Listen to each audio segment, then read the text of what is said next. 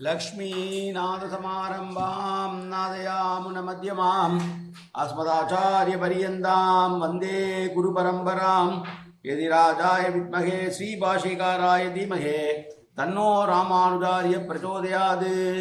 ஆழ்வார்கள் திருவடிகளே சரணம். எம்பெருமானார் திருவடிகளே சரணம். ஜீயர் திருவடிகளே சரணம். யோ நித்யமச்சுதபதாம்புஜ யுக்மருக்ம व्यामोगदस्तदितरानतृणाय मेने अस्मद्गुरोर्भगवतोऽस्य दयैक सिन्धो रामानुजस्य शरणं शरणं प्रपद्ये. நீரார் கடலும் நிலமும் முழுதுண்டு ஏலார் ஆளும் இளந்தலின் மேல் துயிலந்தாய் சீரார் திருவேங்கட மாமலை மேயாராம் அடியேர் கருளாயே. எல்லாம் வல்ல ஏழுமலையான் பெருங்கருணையால் 4000 திவ்ய பிரபந்த பாசுர பதிவேற்றங்களின் வரிசையில் நீக்கி 2798வது நாள் பாசுர பதிவேற்றம். நம்மாழ்வார் அருடைய பெரிய திருவந்தாதியிலே வரக்கூடிய 6ஆம் திருமணியுடைய 2வது பாசுரம் 52வது பெரிய திருமணி பாசுரம். ராமானுசர் அருளிய தனியன். முந்துற்ற நெஞ்சே முயற்றி தரித்துரைத்து வந்தித்து வாயார வாழ்த்தியே சங்கம் முருகு ஊரும் சோலை சூழ் மொய் பூம் பொரு நல்குருகூரன் மாறன் பெயர் கூறு. 52வது பாசுரம். மான் பாவித்து அஞ்ஞான்று மண்ணிறந்தான் மாயவள் நஞ்சு ஊன் பாவித்து உண்டான் ஓர் உருவம் காண்பான் நங் கண்ணவா மற்றொன்று காணுரா சீர்பாவா துண்ணவாய் தானுருமோ ஒன்று. தன்னுடைய கண்ணும் வாயும் பெற்ற பெயரை பற்றி பேசுகிறார் இந்த பாசுரத்திலே ஆழ்வார். அஞ்ஞான்று என்றால் நான்று என்றால் முன்னொரு காலம், ஞா என்பது போலியாக வருகிறது. அஞ்ஞான்று என்றால் முன்னொரு காலத்திலே. மானி என்றால் பிரம்மச்சாரியை குறிக்கும். மான் என்று சொன்னால் மான் என்று சொன்னால் வாமன உருவத்தை குறிக்கும். பிரம்மச்சாரி குள்ளனாக அன்று மகாபலி சக்கரவர்த்தியிடம் அன்று 3 அடி நிலம் கேட்டான். தன்னுடைய முளையிலே நஞ்சை தடவி கொண்டு வந்த பூதனை என்னும் பேச்சினுடைய உயிரையும் பாலையும் சேர்த்து குடித்தான்.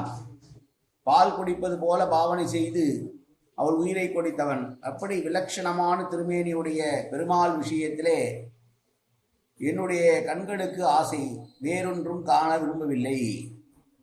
வாய்தான் என்பது வாக்கானது அவருடைய திருக்குணங்களை புகழ்வதை தவிர்த்து வேறொன்றை சோறு போல மற்றவற்றை உண்பதற்கு கூட விரும்புமோ என்று தன் கண்ணால் எப்போதும் பெருமாளை பார்ப்பதற்கும் தன் வாயால் எப்போதும் பெருமாளை பற்றி பேசிக் கொண்டிருப்பதுமே லட்சியம் என்று சொல்லுகிற பாசுரம்.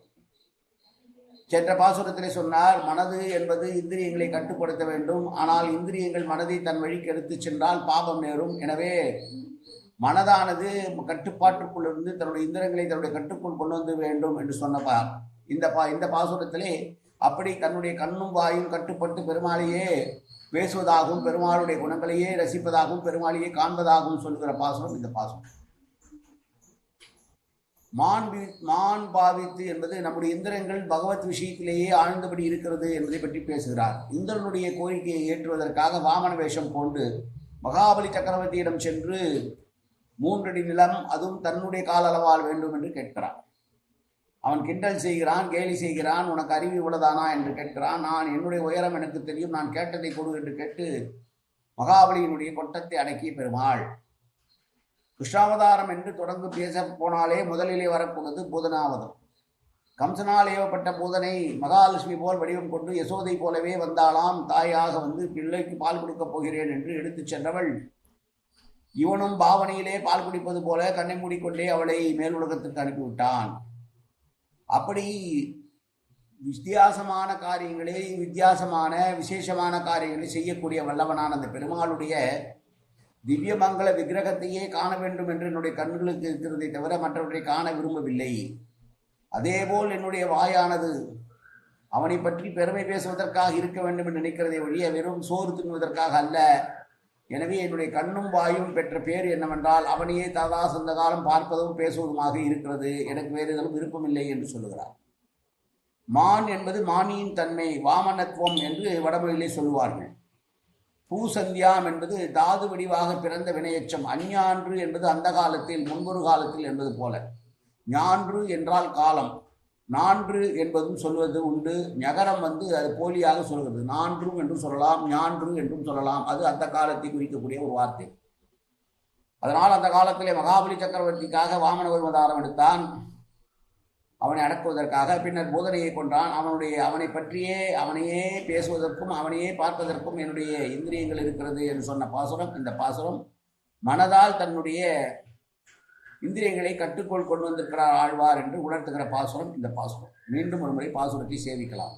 மான் பாவித்து அஞ்ஞான்று மண் இறந்தான், மாயவள் நஞ்சு ஊன் பாவித்து உண்டானதோர் உருவம், காண்பான் நங் கண்ணவா மற்றொன்று காணுமா, சீர்பரவா துண்ணவாய் தான் உருமோ ஒன்று. காயனவாச்சா மனசேந்திரியர்வா அபியாப்தனாபா பிரகதேது சுபாவாது கரோமி எந்தது சகலம் பரஸ்மை சீமன் நாராயணாயை சமர்ப்பியாமை. உடலாலும் உள்ளத்தாலும் வாக்காலும் சகலவிதமான பாவங்களும் தோஷங்களும் நிறைந்ததாக உலகத்தில் வந்த போதிலும் அடியேன் செய்கிற நல்வினையோ தீவினையோ அத்தனையும் உன்னுடைய கமலமலர் பாதங்களில் சமர்ப்பிக்கிறேன் கண்ணா. காத்தொழுவாய் கண்ணா, ஏற்றுக்கொள்வாய் கண்ணா. எப்போதும் திருநாமம் கண்ணா கண்ணா கண்ணா என்று நாவில் ஒரு தற்கால் புரிவாய் கண்ணா. சர்வத்திர கோவிந்தநாம சங்கீர்த்தனம். கோவிந்தா கோவிந்தா கோவிந்தா கோவிந்தா கோவிந்தா கோவிந்தா கோவிந்தா கோவிந்தா கோவிந்தா.